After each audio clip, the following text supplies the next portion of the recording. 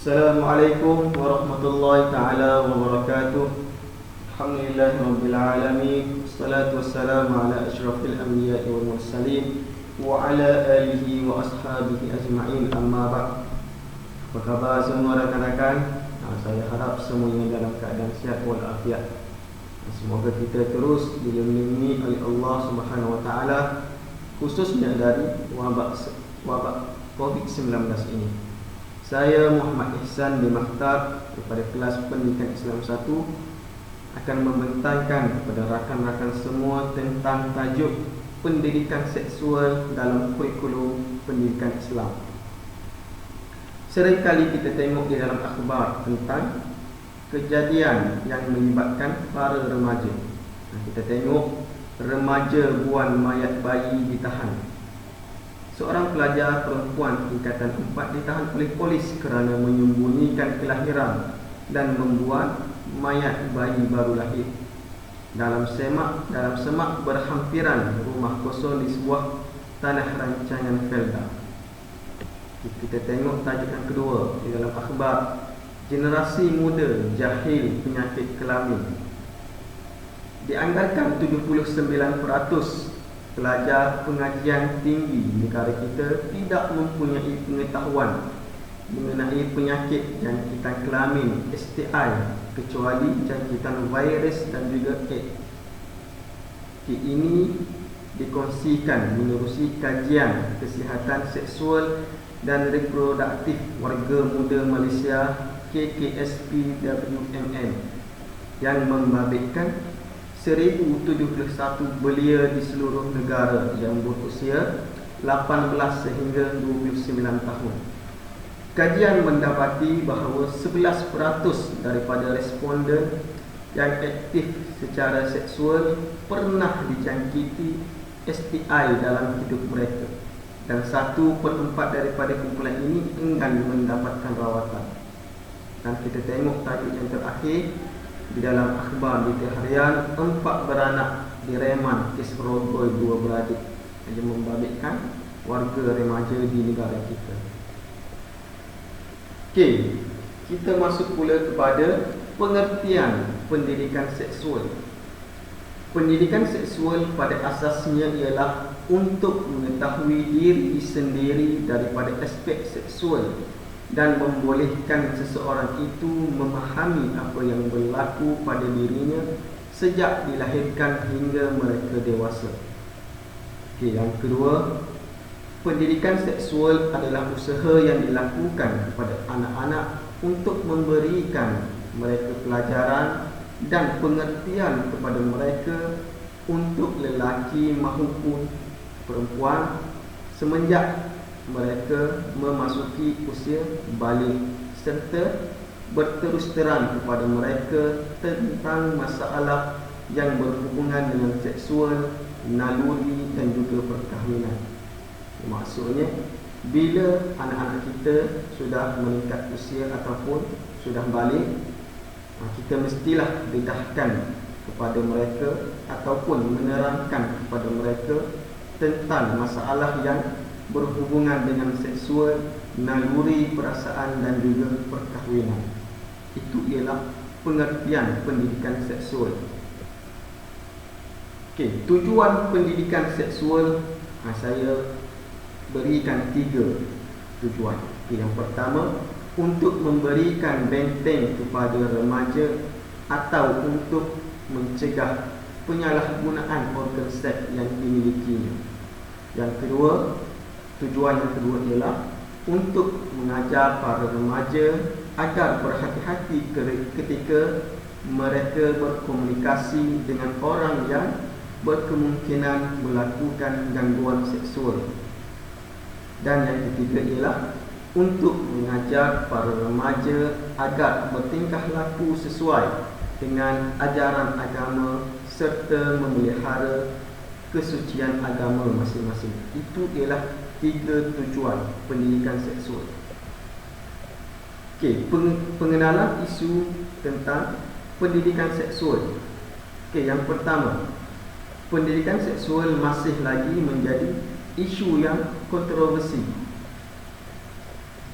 Ini kerana masyarakat di negara kita masih lagi tidak dapat menerima tentang pendidikan seksual kepada anak-anak. Okey, yang kedua, keperluan yang perlu diutamakan pada masa kini. Pendidikan seksual ialah keperluan yang perlu kita utamakan. Kerana kita sekarang ini berhadapan dengan zaman teknologi yang canggih. Okey, yang ketiga, pendidikan seks bagaimana yang memenuhi ciri-ciri yang dikehendaki oleh syariat Islam. Okey, yang keempat, di negara barat nilai moral dan juga etika tidak dititik beratkan oleh mereka.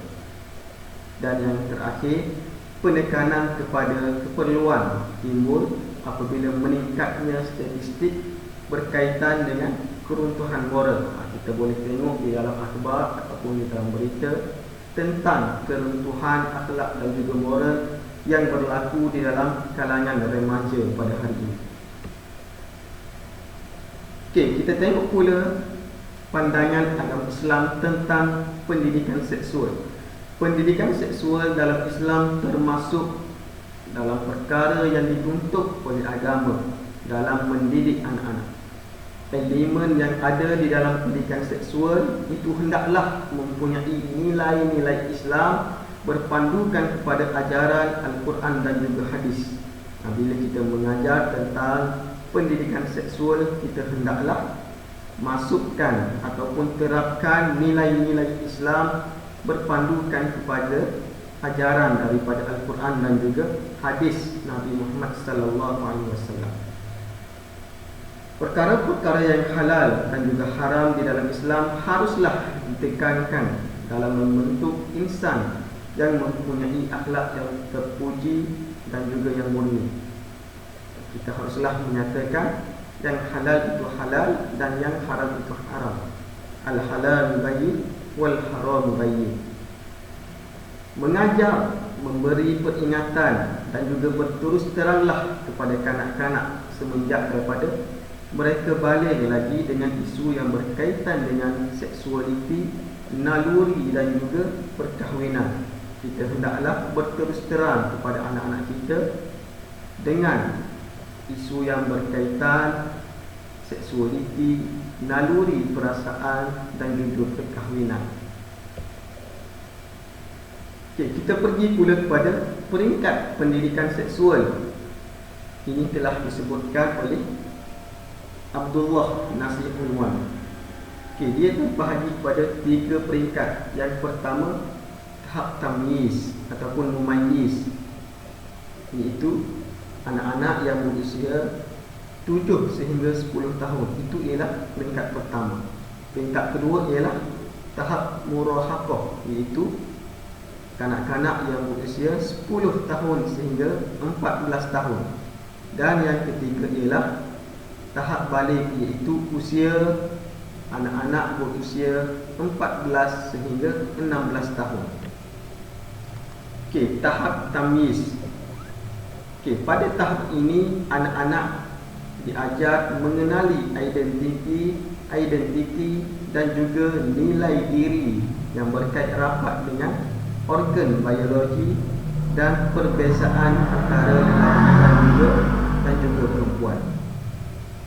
Okey, konsep bersuci juga diajar, iaitu amalan sebelum dan juga selepas membuang air besar dan juga air kecil. Pada ketika ini, pada usia sebegini, kita mestilah mengajar kepada anak-anak kita tentang konsep bersuci. Okey, apabila anak-anak sudah mencapai umur 7 sehingga 10 tahun, kita mestilah memisahkan tempat tidur antara anak lelaki dan juga anak perempuan bagi mengelakkan berlakunya sumbang mahram.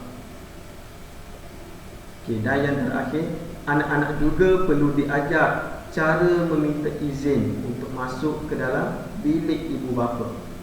Mereka juga perlu diajar tentang adab-adab memelihara pandangan. Maksudnya kita mestilah mengajar anak-anak kita supaya meminta izin dahulu sebelum masuk ke dalam bilik kita. Okey, tahap yang kedua ialah tahap murahaqah, iaitu kanak-kanak yang berusia 10 hingga 14 tahun. Pada tahap ini, anak-anak diberi pendedahan mengenai fungsi biologi secara ilmiah, perkara berkaitan tentang menutup aurat bagi lelaki dan juga perempuan, akhlak pergaulan ataupun batas pergaulan lelaki dan juga perempuan, dan menjaga kesopanan serta maruah diri diterangkan dengan lebih terperinci. Okey, kita turut mengajar mereka tentang cara-cara untuk mandi wajib dan juga persetubuhan. Okey, di sini kita mesti jelas, bila kita menyebut persetubuhan itu hanyalah melibatkan tentang suami dan juga isteri. Kalau bukan melibatkan suami dan juga isteri, kita tidak panggil sebagai persetubuhan. Itu kita panggil sebagai zina. Okay. Perbincangan yang boleh menimbulkan nafsu berahi, seks, haruslah dielakkan. Kita mestilah ajar anak-anak kita supaya menjauhi perbincangan yang boleh menimbulkan nafsu berahi. Okey, yang terakhir ialah tahap balik, iaitu ketika mereka berusia 14 sehingga 16 tahun. Pada usia ini, anak-anak diajar mengenai maksud balik. Ibu bapa harus menerangkan tentang bahayanya zina. Apakah dosa zina? Seks sebelum kahwin tidak diterima di dalam ajaran Islam. Kita harus menerangkan kepada anak-anak kita bahawa seks sebelum perkahwinan tidak boleh, haram di dalam Islam. Dan yang terakhir ialah penerangan mestilah menyentuh keburukan zina, sama ada daripada segi agama, kesihatan, psikologi dan juga tekanan emosi. Okey, pendidikan seks menurut Barat. Yang pertama, pendidikan seksual sebagai satu pengalaman pendidikan yang bertujuan untuk membangunkan kapasiti remaja bagi memahami perkara yang berkaitan dengan seksualiti dalam konteks biologi, psikologi, sosial budaya dan juga reproduktif. Department of Education and Employment. Saya ambil pandangan mereka. Pendidikan hubungan seks sebagai satu pendidikan berterusan berkaitan perkembangan fizikal, moral dan juga emosi. Fokus utama pendidikan seks Barat adalah untuk menekankan terhadap aspek intelek, fisiologi, emosi dan juga hubungan sosial. Dan yang terakhir, pendidikan seks menurut Barat ialah mengelakkan remaja daripada jahil mengenai pertumbuhan fizikal dan juga seksualiti.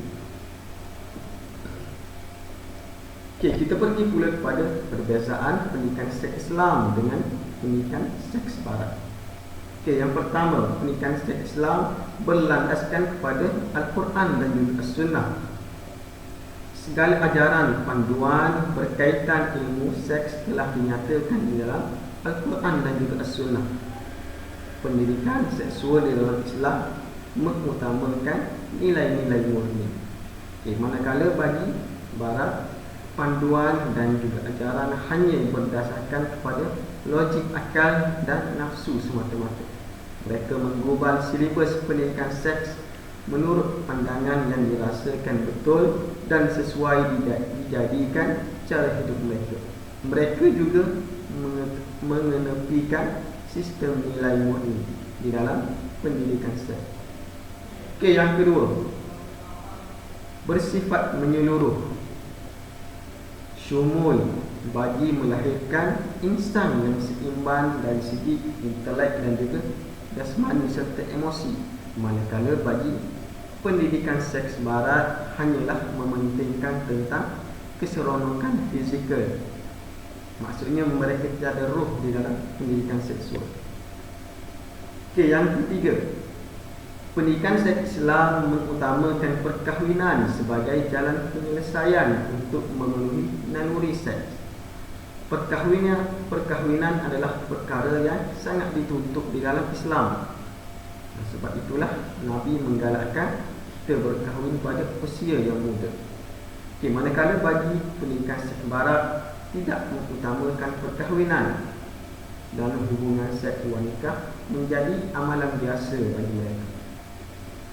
Yang terakhir, pendidikan seks Islam mengharamkan zina. Ini jelas dinyatakan di dalam Al-Quran, di dalam surah Al-Isra ayat yang ke-32. Wala taqrabuz zina innahu kana fahishatan wa sa'a sabila. Dan janganlah kamu mendekati zina. Maksudnya kita mendekatkan diri kepada zina pun tidak boleh, apatah lagi melakukan zina. Sesungguhnya zina itu ialah sesuatu perbuatan yang keji dan juga suatu jalan yang buruk. Bagi pendidikan seks barat, tiada istilah zina bagi mereka. Mereka menggalakkan hubungan seks selamat dengan mengamalkan alat pencegahan bagi mengelakkan kehamilan. Kita pergi pula kepada persepsi masyarakat kita tentang pendidikan seks. Ramai yang beranggapan usia remaja tidak sesuai untuk bercakap tentang seks ataupun pendidikan seks. Yang kedua, perlakuan seks hendaklah dibincangkan selepas perkahwinan. Yang ketiga, ibu bapa beranggapan bahawa pengenalan alat seks seperti kondom seolah-olah menggalakkan lagi seks bebas dan perlakuan zina sebelum mereka berkahwin. Dan yang terakhir, pengenalan mata pelajaran pendidikan seksual ini dilihat akan menggalakkan lagi perlakuan seks bebas di dalam kalangan remaja. Ini ialah persepsi negatif masyarakat bila kita ini memperkenalkan pendidikan seksual. Cara untuk mengatasi persepsi mereka. Yang pertama, Kementerian Pendidikan wajar memberi penjelasan yang jelas bagi mengatasi masalah kekeliruan yang timbul. Contohnya, mereka boleh memberi penjelasan dan ataupun mengadakan sidang akhbar contohnya tentang pengenalan sukatan yang telus, penerangan melalui media sama ada media cetak maupun media elektronik. Yang kedua, mata pelajaran seksual haruslah diteliti dan juga diperhalusi supaya tidak menimbulkan kekeliruan semasa proses pengajaran dan pembelajaran guru di dalamnya. Yang ketiga, guru yang mengajar pendidikan seksual hendaklah diberikan kursus yang mantap agar penyampaian dapat berjalan dengan lancar dan juga berkesan. Dan yang seterusnya, yang terakhir, modul itu bolehlah merangkumi pelbagai aspek seperti perkembangan manusia, perhubungan di antara jantina, perempuan dan juga lelaki, perkahwinan dan juga kekeluargaan, kesihatan dan tingkah laku seksual serta masyarakat dan juga budaya. Apakah persediaan guru? Kita sebagai guru, apakah persediaan kita di dalam mengajar pendidikan seksual kepada kanak-kanak? Yang pertama, pendidikan adalah salah satu cara untuk meningkatkan kualiti jiwa kita.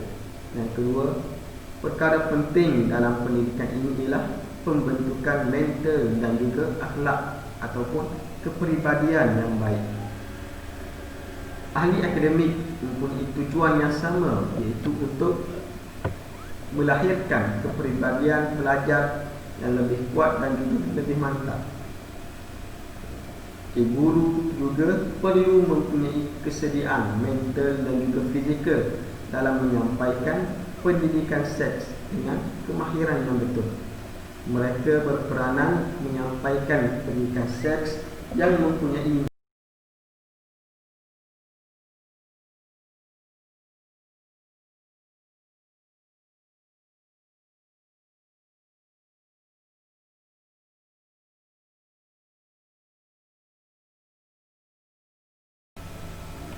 Mereka berperanan menyampaikan pendidikan seks yang mempunyai nilai-nilai Islam yang jelas dan sempurna bagi melindungi pelajar dari terjebak dengan perkara-perkara yang merosakkan diri mereka. Dan seterusnya, pendidikan seks adalah usaha untuk membentuk peribadi seseorang anak yang mampu menyeimbangkan antara nafs syahwiyah, sehingga keseimbangan tersebut akan melahirkan sifat ataupun rasa iffah di dalam jiwa mereka.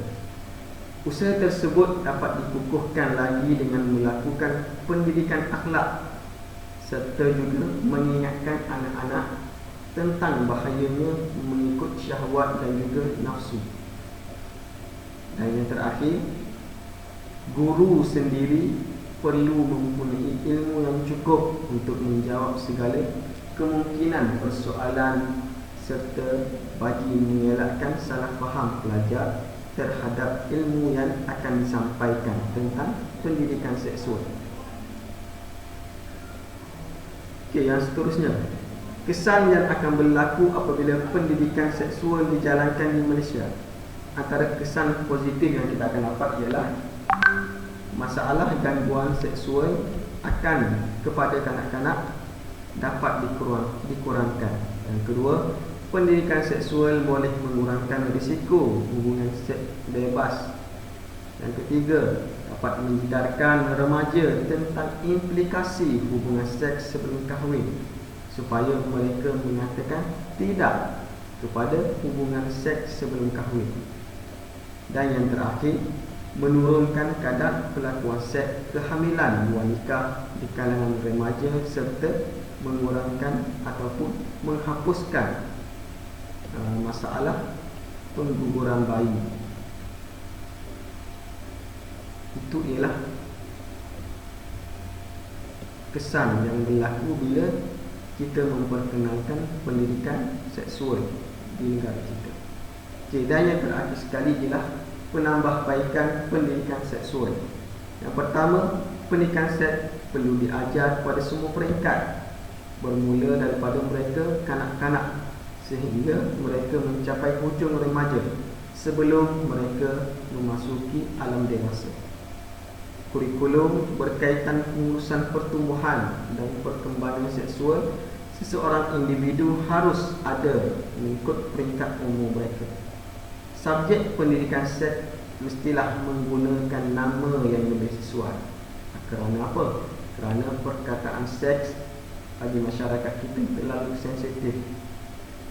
Yang ketiga, silibus pendidikan seks perlu diberikan penekanan yang khusus dalam subjek berkaitan kesihatan ataupun di dalam subjek agama Islam. Selain kita mesti mewajibkan pendidikan seksual ini di dalam peperiksaan, maksudnya pendidikan seksual ada di dalam peperiksaan. Dan yang terakhir sekali ialah pencegahan hubungan seksual dapat dilakukan lebih awal melalui bimbingan ibu bapa di rumah. Maksudnya ibu bapa lah yang menjadi peranan utama dalam memastikan pendidikan seksual ini dapat diperkenalkan kepada anak-anak.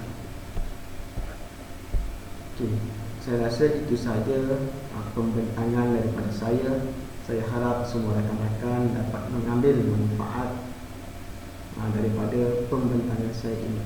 Wabillahi taufiq wal hidayah. Assalamualaikum warahmatullahi taala wabarakatuh. Assalamualaikum.